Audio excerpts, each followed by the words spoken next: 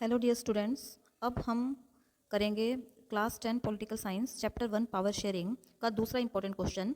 हमारा क्वेश्चन रहेगा what are the various forms of power sharing. हमने पिछली वीडियो में what is power sharing, why power sharing is desirable, ये question देखा था एक इम्पॉर्टेंट। आज हमारा क्वेश्चन रहेगा कि पावर शेयरिंग के अलग अलग तरीके क्या हैं। तो बेटा पहला तरीका क्या है कि पावर शेयर होती है सरकार के अलग अलग अंगों के अंदर, डिफरेंट ऑर्गन ऑफ गवर्नमेंट, ठीक है। और अलग सरकार के अलग अलग अंग कौन से हैं? लेजिस्लेचर, एग्जीक्यूटिव और जुडिशरी। इन तीनों के पास में जो पावर है वो इक्वली डिस्ट्रीब्यूटेड होती है, ठीक है। और ऐसा क्यों किया गया है, इन तीनों को पावर क्यों दी गई है? ताकि जो पावर है उसका सेपरेशन भी रहे, हर अंग अपना काम प्रॉपरली करे, और किसी एक अंग के पास में, सरकार के किसी भी एक ऑर्गन के पास में अनलिमिटेड पावर ना हो जाए, इसके लिए क्या किया गया है? पावर को शेयर किया गया है। इसमें हर अंग है दूसरे अंग के ऊपर चेक भी बना के रखता है, ठीक है। जैसे आपकी एग्जीक्यूटिव है वो लेजिस्लेचर के प्रति क्या होती है? जवाबदेह होती है, ठीक है।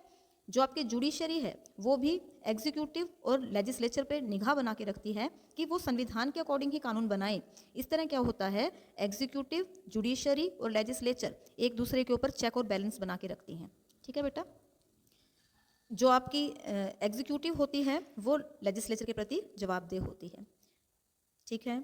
इस पावर शेयरिंग को हम लोग हॉरिजेंटल पावर शेयरिंग के नाम से भी जानते हैं। अब एक क्वेश्चन ऐसे भी आ सकता है कि what is the difference between horizontal power sharing and vertical power sharing. Horizontal power sharing क्या होती है बेटा आपका? जब पावर सरकार के अलग अलग अंगों में इक्वली डिवाइड होती है।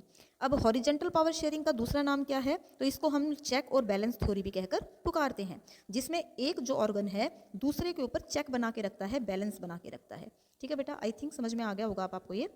अब हम आगे करते हैं, इसी को आगे करते हैं। जो जज होते हैं उनकी अपॉइंटमेंट में भी एग्जीक्यूटिव का कोई रोल नहीं होता है, ठीक है। और वो एग्जीक्यूटिव और लेजिस्लेचर के द्वारा बनाए गए कानूनों पर निगाह रखता है, इसीलिए इसको फर्स्ट पावर शेयरिंग को हम लोग कहते हैं चेक और बैलेंस पावर शेयरिंग, ठीक है। सेकंड जो है बच्चों आपका पावर शेयरिंग का रूप, वो क्या है कि पावर सरकार के जो डिफरेंट लेवल ऑफ गवर्नमेंट के अंदर भी पावर शेयर होती है। डिफरेंट लेवल ऑफ गवर्नमेंट मतलब बच्चों कि एक तो आपकी होती है सेंट्रल लेवल पर, पूरे देश के अंदर एंटायर कंट्री के लिए गवर्नमेंट होती है, ठीक है। और आपका स्टेट लेवल पे गवर्नमेंट होती है, रीजनल लेवल पे गवर्नमेंट होती है, इनके बीच में भी पावर शेयर होती है, ठीक है। तो इसे हम लोग क्या कहते हैं? वर्टिकल पावर शेयरिंग भी कह के पुकारते हैं, डिफरेंट लेवल ऑफ गवर्नमेंट और वर्टिकल पावर शेयरिंग, ठीक है बेटा। अच्छा, इंडिया में क्या है, जैसे आपका एंटायर कंट्री के लिए तो हो गई आपकी यूनियन गवर्नमेंट, स्टेट के लेवल पर आपकी हो गई स्टेट गवर्नमेंट, ठीक है।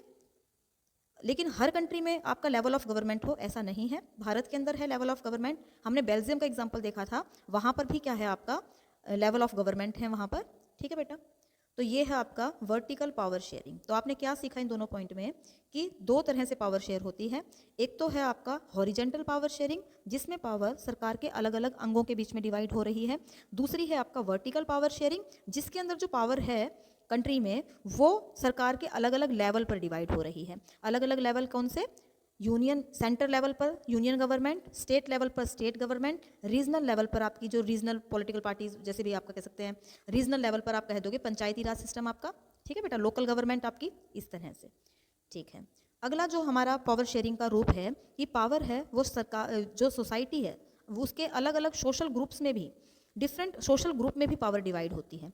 एक देश में धर्म के आधार पर, भाषा के आधार पर अलग अलग ग्रुप हो सकते हैं। जैसे इसमें एग्जांपल ले सकते हैं हम लोग, बेल्जियम में जो हमने कम्युनिटी गवर्नमेंट के बारे में पढ़ा था, वो एक बेस्ट एग्जांपल है कि वहाँ पर जो कम्युनिटी गवर्नमेंट है वो अपने एक विशेष कम्युनिटी के लिए रिलीजन के आधार पर, भाषा के आधार पर अपनी कम्युनिटी के लिए कानून बनाती है, ठीक है। फिर है आपका तीसरा हो गया आपका सोशल ग्रुप्स के अंदर पावर डिवाइड होती है, ठीक है भाई।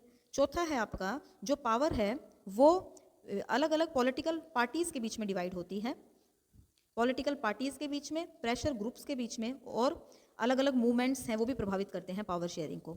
जैसे पॉलिटिकल पार्टी में कैसे कहेंगे हम लोग, पॉलिटिकल, जैसे कोई कोई पॉलिटिकल पार्टी है उसमें भी जो पावर होती है वो अलग अलग लोगों के बीच में डिवाइड होती है, ठीक है। अब जैसे एक कॉलिजन गवर्नमेंट बन गई, तो कॉलिजन गवर्नमेंट में भी क्या होगा कि दो जो अलग अलग पॉलिटिकल पार्टी ने मिलकर सरकार बनाई है, तो उसमें जो पावर है वो अलग अलग पॉलिटिकल पार्टी में डिवाइड हो जाएगी, ठीक है।